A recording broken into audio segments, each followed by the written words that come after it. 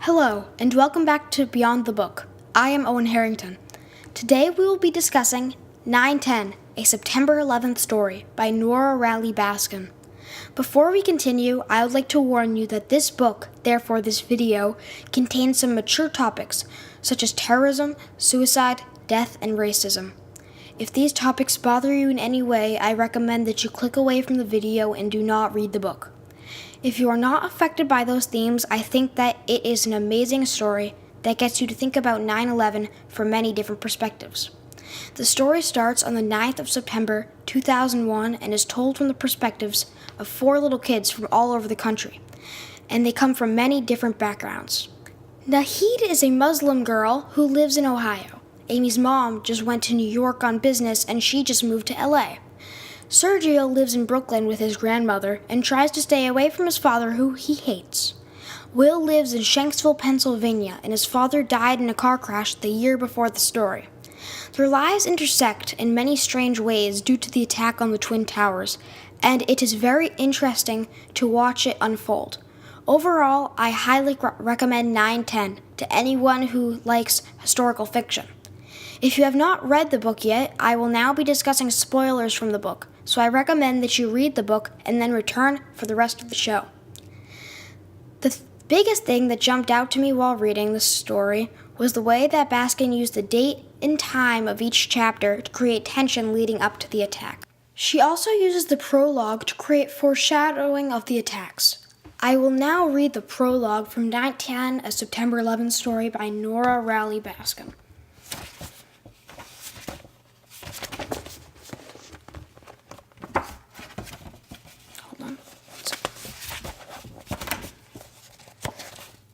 Everyone will mention the same thing, and if they don't, when you ask them, they will remember. It was a perfect day. More than 8 million people lived in New York City that year, so of course not everyone's day started perfectly. There was excitement and pain, anxiety and boredom, love and loneliness, anger and joy. But everyone who looked up that morning must have marveled, whether noting it out loud or not. What a perfect day. The sky was robin's egg blue. There were 1 or 2 fluffy, almost decorative clouds. It was late summer, warm, so the air was still clear, not the least bit humid. Warm the exact way you would set the temperature of the earth if you could. Clear with just enough breeze so you knew you were outside, breathing fresh air. People would remember the day with all sorts of adjectives: serene, lovely, cheerful, invigorating, peaceful, quiet, astounding, crystalline, blue, perfect. Until 8:46 a.m., when the first plane struck the North Tower of the World Trade Center, and nothing would ever be the same again. But that has not happened yet. By telling us what happens on 9/11, but then zooming 2 days into the past, makes the reader nervous about the characters, knowing that their lives would be directly affected by the event. We jump back to September 9th, where all the main characters, although they do not know it, are all in the same airport. And this shows us that the characters have some sort of a connection before the events. In the next section of the book, we learn about all the characters' main conflicts. This section is pretty straightforward and not much happens instead of setting the scene. The next section is where things start to get a little bit more complicated. Will asks his crush named Claire to go bike riding with him.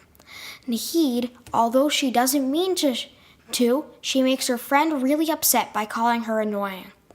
Amy gets convinced that her parents are getting divorced, and Sergio meets a man named Gideon, who ends up being a father figure to Sergio. This section is interesting, although not much of a page-turner. The next chapter is where things start to get more interesting.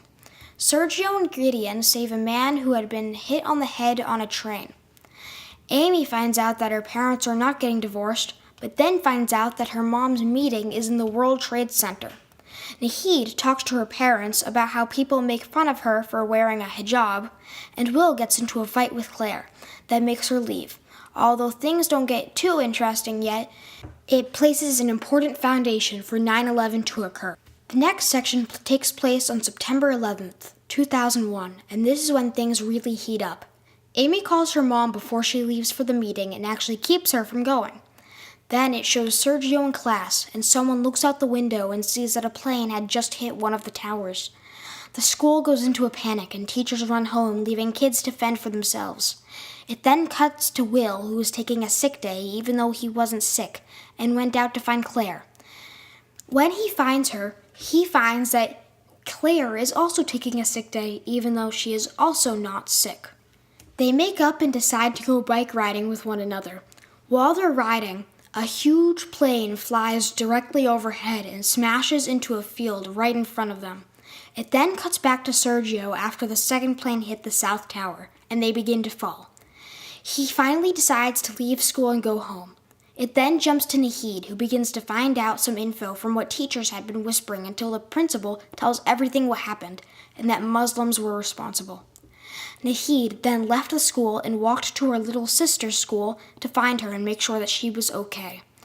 After that, the chapter ends, and it says, quote, 1 year later, end quote, on the next page. This left me with so many questions, such as, is Gideon okay? Is Amy's mom okay? And other things.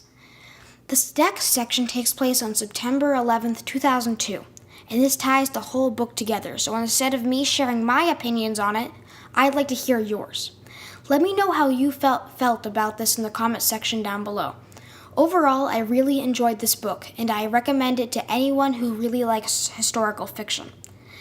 Like this video if you liked, and subscribe if you want to see more. Good day, and I will see you later.